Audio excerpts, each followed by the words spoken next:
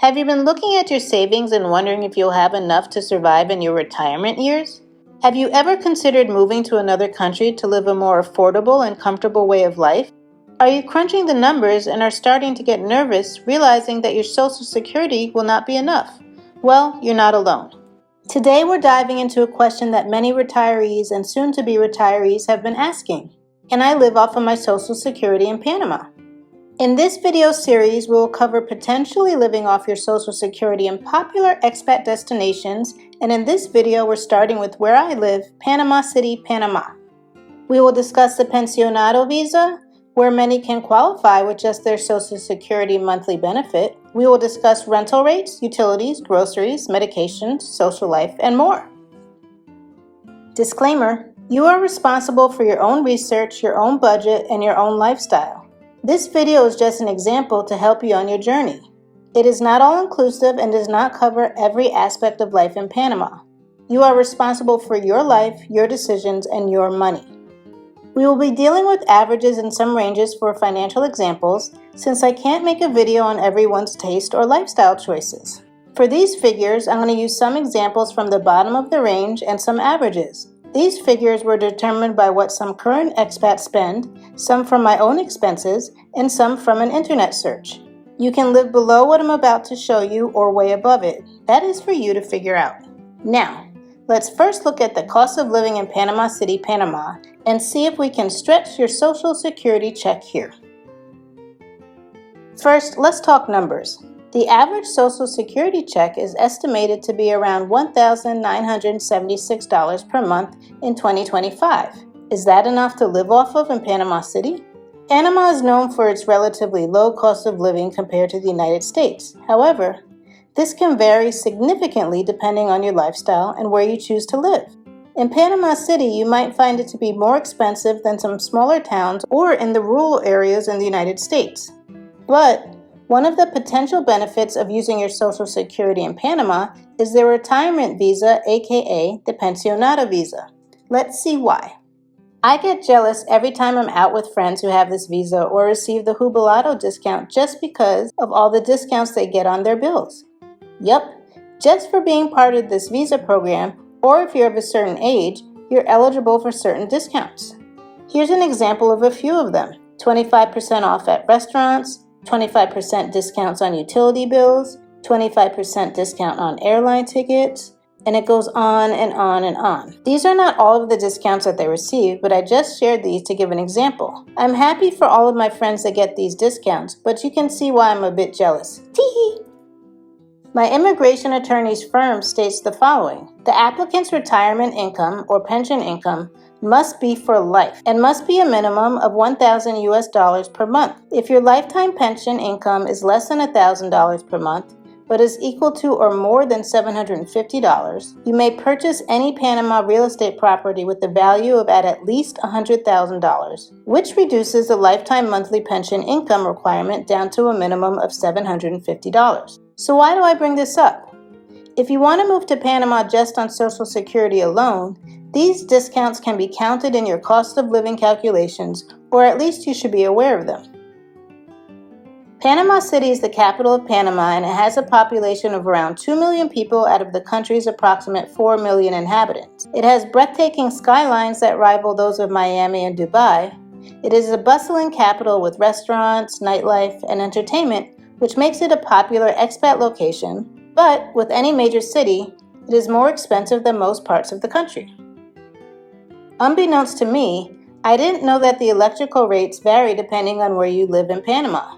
Some neighborhoods receive higher electrical rates than others. Also, not every apartment is created equally, so if it isn't wired properly or does not have energy-efficient appliances, your electric bill might be higher. Average electric bills can range from around $100 to $300 per month, maybe more and maybe less. I've paid the following each month, which includes me running 6 ceiling fans almost 24/7 and the AC in my bedroom at night, or when my apartment is getting cleaned, I run both AC units. Side note, for those of us going through menopause, expect your bill to skyrocket when you first start getting hot flashes. As you can see by looking at my bills, before I started hormone replacement therapy. So my average bills missing 2 months of payments which I couldn't find is $157.14. Subtracting the average and the lower value from our example of Social Security check, we are left with the following. I use the same provider for my home internet, cable, and landline. Yep, I said landline, and I don't even have a phone for my apartment. It was a bundle that was cheaper at the time than just getting internet alone. I pay around $77 a month. So subtracting that amount from our balance, we are left with the following. On top of cable, a lot of us pay for streaming services like Netflix and Hulu. This can range from around $30 to $150 per month. Subtracting the average and the lower value from our balance, we are left with the following. I have a Panamanian cell phone number that is around $25 per month. I also have a US cell phone where I pay around $85 per month, and it gives me unlimited talk and data in all of Latin America. There are other ways you can port to your US number and save money like Magic Jack, or some people use Google Voice. For this calculation, we will use the average of my 2 phone bills, which is $55 per month. Subtracting the average from our balance, we're left with the following. I haven't paid for water, gas, or trash removal in the 2 apartments that I've lived in since they're covered in the maintenance that the owners pay for the apartment. But from some research, I have seen ranges around $25. Subtracting that amount from our balance, we're left with the following.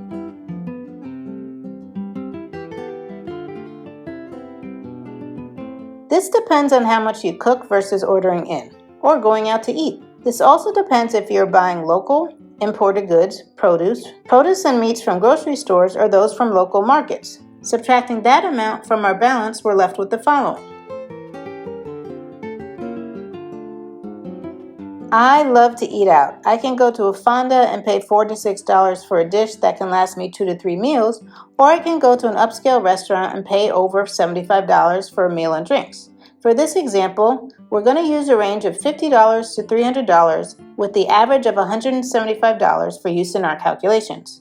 Subtracting the average and the lower value from our balance, we're left with the following. It's hard to quantify this amount. You can have a car, use Uber, use InDriver, a taxi, hire a private driver, use public transportation, etc. And it all depends on if you're a homebody or are always on the move. We're going to use the range from $0 to $200 with an average of $100 per month. Why did I put 0 for transportation?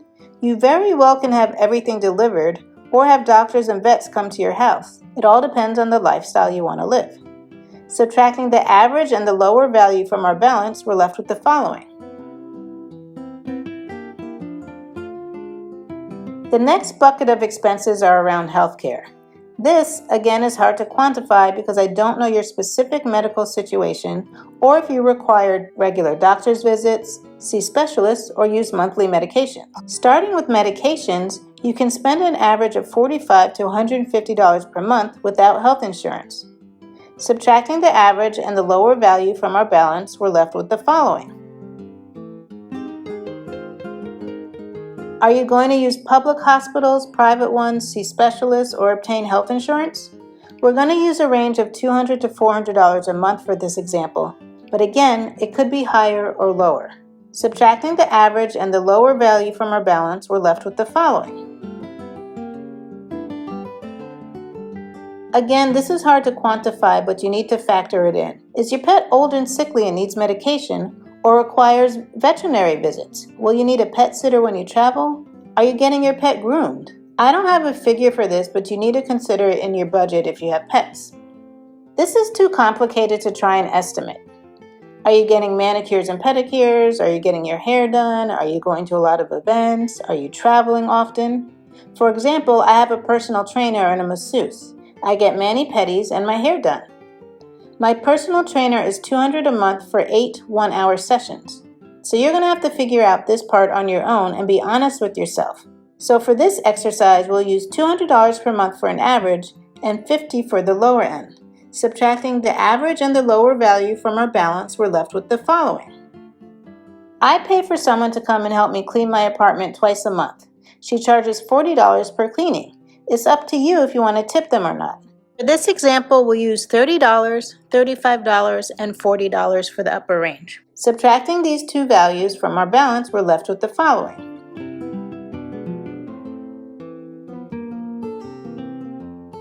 Okay, based on just, I repeat just, the average Social Security check for 2025 for one person who likes to splurge, you most likely won't be able to live in Panama City because I haven't even discussed the topic of housing yet. Now, if you're spending around the lower ranges or the bare minimum, then you should be able to get by in Panama City, but again, it all depends on your lifestyle. Housing in Panama City can be affordable or out of reach. It all depends on what you're looking for. When we discuss real estate, I'm going to only be looking at renting an apartment, not any homes, or not any real estate purchases.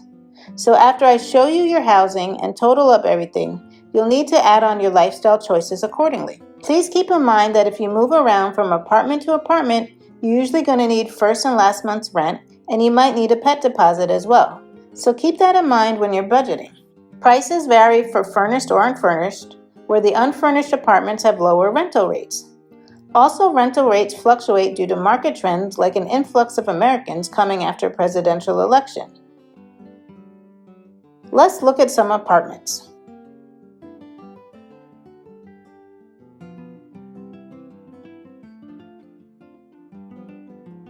I'm not a realtor, nor am I familiar with these buildings. I'm just showcasing what is possible at different price points for the average Social Security check for 2025.